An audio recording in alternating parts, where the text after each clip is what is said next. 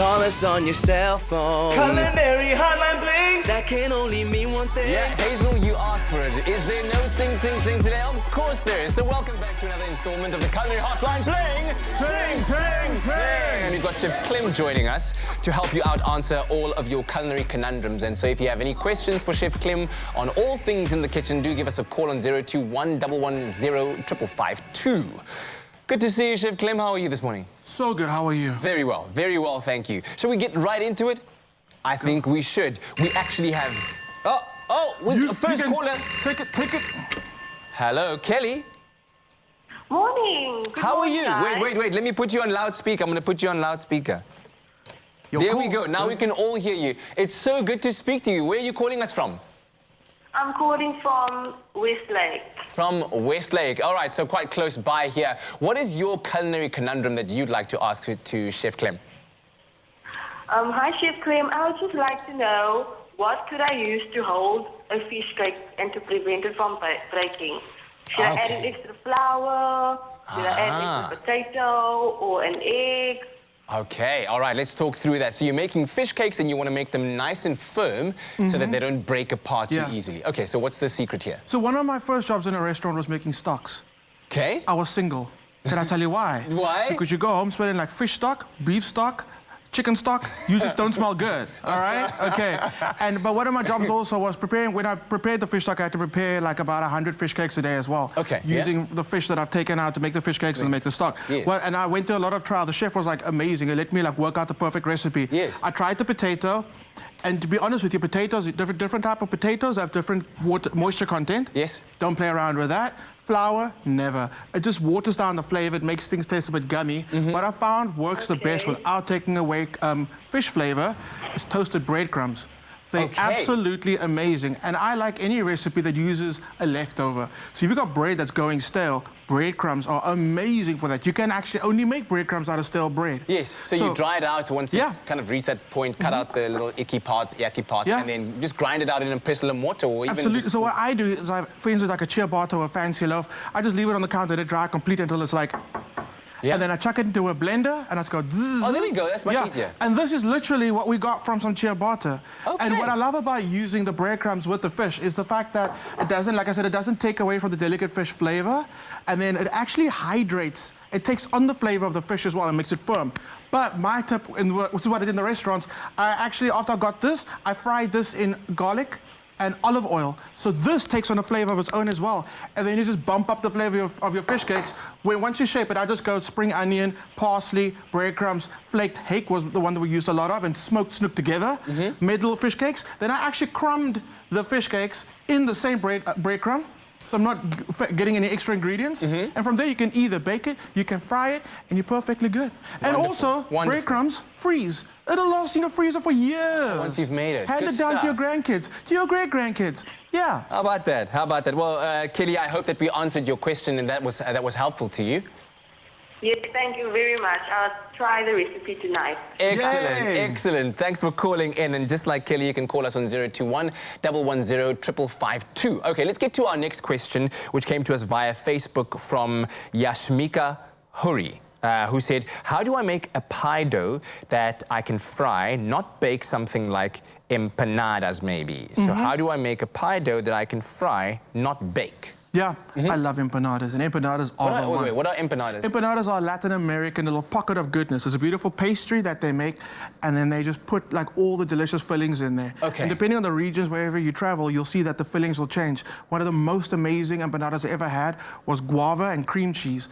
I was like, what? Whoa, for a dessert? Yeah, for dessert, which is weird, because I was also like, is this for dessert? It tasted like a beautiful, like, savory dessert-ish. Yes. It was delicious. Okay. I love empanadas. We'll teach you how to make some empanadas today. But there's another one that's even more famous than empanadas in South Africa. Which is? Samosas. Oh, yes. Yes. Those are like our own empanadas. Here's the thing for me about samosa pastry is it's a labor of love. I would never say try and make it. You get such great quality samosa pastry. You can just buy pre-made, yeah. Empanadas, on the other hand, so simple to make. Let's get into it. So all you got to do is get some flour, and this is regular cake flour, bread flour, it doesn't matter. I'm not fussed. That's okay. You don't need to use self-raising for this. Just go for the regular one. Okay. To that, you're going to add some sweetness, which I find that even if you're doing a sweet empanada or a savory empanada, sugar's in there. The sweetness has got to be there. Okay, good. Then this is one I want to talk about for a while. When you add salt to your pastry, this is flake salt. We just crush it up a little bit. This is flake salt. We prefer using fine salt when it comes to making pastries. How come? Because of the surface area, it's a lot finer, which means it integrates into the pastry more easily. Yeah, whereas with the flaked one, it's actually going to sit in flakes, and you're going to have to work it a little more to actually break down. Yeah. Okay. So we always go for fine. This goes for breads, it goes for your pancake mixtures, it goes for any time you're baking or working with pastry. So that's going to go in there. And then we're going to add some richness to it. Empanada dough is very rich, and that comes from butter and from egg yolk. At room temperature? At room temperature. So when we're baking, it doesn't matter what we're doing, we always try and have the ingredients at the same temperature. That just incorporates a lot easier things. So instead of fighting with cold butter. And I think this was a lot softer earlier, but it is a bit chilly in the end. It just kind of foamed up a bit. And we're going to go with a free-range egg yolk. So I've seen... Fresh, right? Always fresh. Always fresh. We caught the chicken. We caught it this morning. There it is. We do use. I mean, I'm also again. I'm actually not too phased. This is ultra fresh. If you've got an egg that's been in the fridge on the counter for a week, it's fine. Okay. It's okay. I've seen a lot of people on TV shows recently using this kind of like it's something which is used in the restaurants. It looks like a little bear claw, but it's got little like Wolverine type things, and they cut the butter through the flour, and it blows people's minds because like, number one, I don't have that. How am I going to make that? What am I doing? Where do I even find that thing? Yes, where do I find that thing? So it's simple. What they're actually doing is cutting the butter through the flour. So when you need it, there's little pockets of butter, and that creates layers in your pastry. Okay. You don't need the fancy bear claw or whatever they call it. 2 knives? 2 knives does it, and then you can kind of just start off by just like, that's all you're doing. Just to coat the butter in the flour, cutting it through, don't stress. And then once you get your butter really well coated, and you see it'll start looking like chunky breadcrumbs, then you can go by hand, then you're good. You're just trying to create those little lumps of butter in your pastry. And that, we know, we don't live in puff pastry, that's amazing, that's what you want. And then when you fry it, the moisture in the butter puffs up, and boom, flaky pastry. Cool, we're looking good, we're looking good. Absolutely. By the way, all of these recipes that we are talking about and all these tips you can find on expressoshow.com. That's our website. Thanks very much to Yashmika for that question. I love this one as well, because empanada pastry, because of the extra fat that's in there, just helps it last a little longer. You freeze empanada pastry, and it's another pastry that can live in your freezer for a year or longer. And you just take it out, and it thaws out so quickly, which is really great about it. So you're always like a few minutes away from empanadas. So, okay, once you get to this stage, you can try and start moving with your hand. You'll see, don't add too much water right now. First, get a ball, and then start working it with adding extra water if you need to. But you can see it's coming together beautifully already. It's quite moist. I'm gonna fast forward a little bit because I'm gonna get my hands completely covered in butter and flour. But basically what's gonna happen is you're gonna keep on working that dough until you've absorbed all that butter, all that water, and it becomes beautifully soft, delicate, and smooth. Just like this guy over here. Lovely stuff. Like I said, pop that into some cling wrap, pop it in the freezer, and literally over a year, you're good to go. So what I do Over a year? Oh, for more than a year, absolutely. Wow. Absolutely, it's so amazing. Pastry is so forgiving when it comes to storing. Yes. I mean, you think about puff pastry, you buy it frozen. It wasn't made yesterday. That's true. Exactly, and it just lasts forever in your freezer. Okay. Anytime I cut pastry, I see people like pulling the dough. Don't do that. Don't do that. You break in those strands that you work so hard to kind of develop, the protein strands in there. So always cut your dough. Did you know that in some cultures, it is so horrible to cut bread with a knife? Really? You got to tear it with your hands? You got to tear it with your hands. Okay. I connect with that, though. That's so like, Yeah, bread is such a... sacred thing. It is such a sacred thing, such a connection point for human beings. I think you've got to treat it with respect. So now I told my 13-year-old sister this, and now she should run with it. When she sees anybody cutting bread, unless if it comes pre-cut, then... Oh, different story. Different story. Okay, so what I do is now just tiger claw. Whenever you're trying to get a perfectly round-shaped dough, tiger claw's your answer. When you become an expert, 2 tiger claws. Oh, wow, this sounds like a lesson that Jackie Chan had to learn in Drunken Master. Straight from Jackie. Okay, tiger claw, and then you literally just put your tiger claw over the dough. You're not trying to like clinch it. You're just kind of like securing it. And then all you're doing is just working around and round and round. And then what'll happen is you'll get a beautifully shaped ball. Look at that. I mean, brilliant. I want to say it takes a lot of practice. It doesn't. You're a master. It happens You're like naturally. Black belt at this already. It happens naturally. So then, dust a little bit of flour on your work surface, and you roll it out. Again, this is such an easy dough to work with. I rolled this out just before we started now. And then I'm gonna get a little bit of water because I'm gonna have to seal the insides. So here's where you get creative. You can make it whatever you like. If you've got some minced curry, you want to take a little combination of like a samosa filling on an empanada. Go crazy. Do something sweet as well. I've got some pulled pork from Woolies, and I like it because we know, like Latin America, they like their pork as well. Turkey goes in there. They go crazy with it, which I absolutely love. Yeah. You put it in there. I mean, you can totally decide how full you want to make it. If you want to be like a real good fatty, you can like pack it up. Oh, lovely. Pop it to the side. A little bit of water. People use another egg yolk. They scramble it, and then they just use that to seal it. Water's actually fine, but if you've got extra eggs and you want to use that, go for it. I think water works really well. And by the way, while Chef Clem is doing this, let me remind you of that number again, 021 110 552. Give us a call and let us know what culinary conundrums have been confounding you over the past weeks, and we'll try and sort them out for you. And there you go. Now, to make it look pretty. All you got to do is get a fork. You actually, if you go to stores, you'll see you get these empanada bread. Even in South Africa, we've got these little empanada, little crimping things. Oh, yes? Super cheap. Like plastic, $50. Okay. Or a fork. Pastry in, boom. But fork also works. All you do want to do is... You got one already. Dip it in the flour. Oh, and you just press it down. Yeah, you want to dip it in the flour so the fork doesn't stick. As soon as it does stick, back into the flour again. And then if you break the little pieces, perfectly fine, because that's going to go extra crispy. And then all you got to do, like this, you can freeze these like these again, like this. Absolutely fine. But we're gonna fry them up. So just test the oil. It's looking good. There we go. And what do you fry? Any kind of oil? Yeah, you're gonna use like a canola, sunflower, peanut oil. Actually, we're finding peanut oil right now. Don't use olive oil. Not necessary. Yeah, and also what you can do, if you're worried about the fact that oil, you don't want to fry things, even though we spoke about frying this bakes really well. Oh, yes, in the oven. Yeah. Okay, yes. So we're going to keep an eye on that. That's going to keep on going. And I like that one. Very cool. Brilliant. Thank you so much. Of course, we got our lines open, but Yashmika, thanks so much for that. Oh, whoa! Another call has just come through. Hello, Selena. Hello, this is Selena speaking. Oh, great to have you. Hold on. I'm going to put you on loudspeaker. Hold on. Hey, Selena, we can all hear you. How are you doing this morning? Where are you calling us from? I'm calling from Mabopani in Gauteng. Hey, Mabobs, di ringa muna ko Mabobs, di grendi. I'm not. Okay, so what is your culinary conundrum? What's your question? I would like to make, when I'm making tikka, I would like to make tikka sauce. Okay, you want to make tikka sauce? Yes. Okay, so Selena from Mabopani wants to make tikka sauce. Let's help her out. Do you know what the official dish of the UK is? The official dish of the UK, bangers and mash? You think so, right? Yeah. It's chicken tikka masala. What? The official? The official. Colonialism really stretches things. Coming through. All right. So what I love about tikka is it's completely, wherever you are in the world, it's completely different region to region as well. It changes. Some go super spicy, some don't. Some go vinegary, some don't. Some go creamy. Okay. But there is no official recipe for tikka. But what I like about this one is just about talking about spices. Okay. Right? Okay. So what we're going to do is we're going to make a very quick one. I want to do is get my pan on. Oh, how am I going to do this? Can you still see this, cameraman Pete? Can you still see what I'm doing? Yeah, we got it. Cameraman Pete's on it.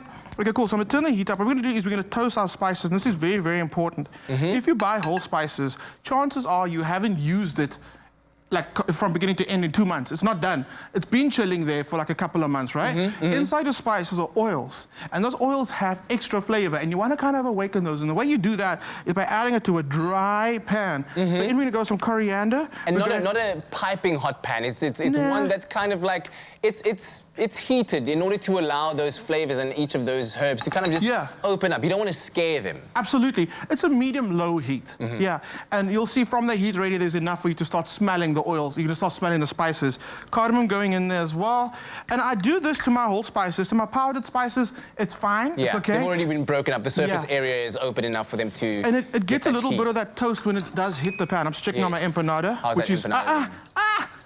Looking good. So you see what I mean, little pockets of pastry? That's the batter that we worked in there. Lovely So that's just going to keep on going for a little longer. Okay, I'm smelling my spices. Things are happening.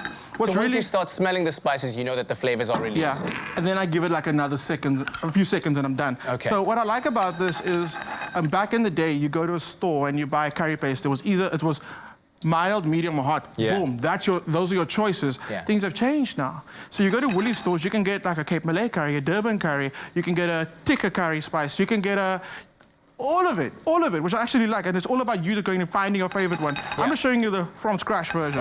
And by the way, this is also a question that came through from Kim Kessler, who asked how to make curry. So this also is a perfect answer to that as well. Let's do that. So we're actually going the whole process. So for the tikka sauce, okay, so I've got these spices. I'm going to ask you to give me a hand. Alrighty. These are going in the pestle and mortar. This is great to do in your blender as well. I don't need to break it down to the point that it's like super powder. It's perfectly fine. You can smell it. Whoa. Yeah. And that's crazy. That was just from a simple toast. Wowzers. While you're doing that, I'm going to go straight to the second question about the curry as well. Yes. The most important thing for me about making curry, I learned this like when I was still quite young, is when you prepare your onions, right? You need to let your onions cook for a very low, on a very low heat for like about 15 minutes. And we've been doing that. And the reason we do that is because inside the onions are sugars. And if you cook it too hard, you burn those sugars, it becomes bitter. Nice and slow, you bring out the sweetness of the onions, which you've done now. And look at this. These are like caramelized, soft onion. I mean, I would even at home, I'd just go for like another 10 minutes, but we're going to kind of like fast forward a bit. I've got some garam masala, and garam masala, also, there is no official recipe for garam masala because it's a mixture of different things. Yes. So you might get a Durban-style garam masala, even a Joburg-style garam masala, a Cape Town one. It all depends on the region. It depends on the region and what they like. Cool. That's going in there. Then we're going to go in with some cayenne pepper. Cayenne pepper is going to be our heat. That's where the fire is going to come from. Yeah. And then I'm actually going to do the chili and garlic same time. I'm going to cook it all together with it. And then you've got those beautiful spices for me now. I've got a very, very good grind going here. It's looking really good, man. Do you think that's usable? More than usable. That's amazing. Okay. You want to just take that with you? There you go. Thanks. There we go. That's going into the pot. I'm popping it on I'm popping it on the onion so they don't burn just yet. And I'll actually keep some water ready in case it does run a bit dry. Yes. Instead of adding extra oil, I just add a little bit of water. So we're going to mix that through.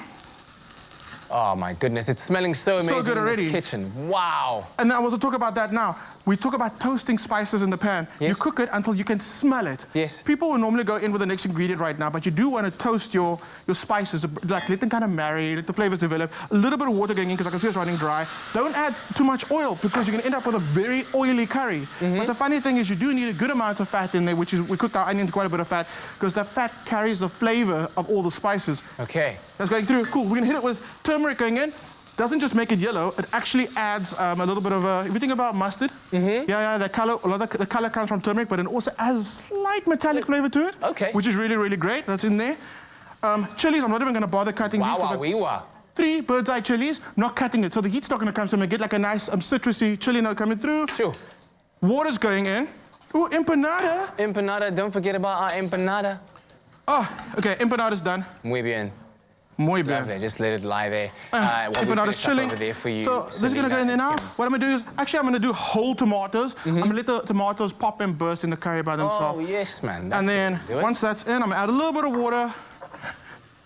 So you like with a curry, you've just got to like watch it consistently, right? You've got to watch it. Because when it starts simmering out, I kind of turn the heat on. When you cook a curry in a low heat, it's not going to take long to cook. It's still fine as cook, okay? But you get more subtle flavors instead of that high heat. The most important thing in any curry besides the spices is the salt. The salt. You've got to let those flavors. Without salt, you taste no spices. That's going in there. I'm going to make this a little rich. I'm going to add some yogurt to it because tikka masala, what they actually do is they use a yogurt base with the marinade with like the spice mix that we used, and they marinate the chicken first, and then they char the chicken on a grill, and then they put it into the curry sauce. That's how you do it. That's how you do it. So mix that through. Once the tomatoes are broken down, I hit it with a little bit of yogurt just to add some richness to it. Yes. That, and then the chicken goes in last. What I wanted to say is I'm using chicken breasts. You can sear it off now, brown it. What I would do is I'm doing chicken breast in a curry. I actually char my chicken breasts in a separate pan. Okay. And then add it later. So I'll get the char flavor of the chicken. The reason I wouldn't add it too soon, chicken breast gets dry. Okay, and you don't want a dry curry. A little bit of spice on this, then you char that, then you add it to your curry. Wonderful. Beautiful flavors. Everybody's happy. Beautiful stuff. Well, from fish cakes to empanadas to tikkas and to curries. That's all the time we have for now on the Culinary Hotline. Bling! Ting, ting, ting! Make sure that you get all of your questions in and give us a call on 021 110 552 for the next time that we come around to the kitchen to answer them. And of course, we'll be doing our best to entertain and inspire you from the kitchen. Thanks for joining our Facebook Live. We'll of course see you again bright and early tomorrow morning right here on your Feel Good Breakfast Show on SABC3 for the live broadcast from 6 o'clock until 8 o'clock. And until then, make someone smile out there. Have yourself a good day. Bye-bye.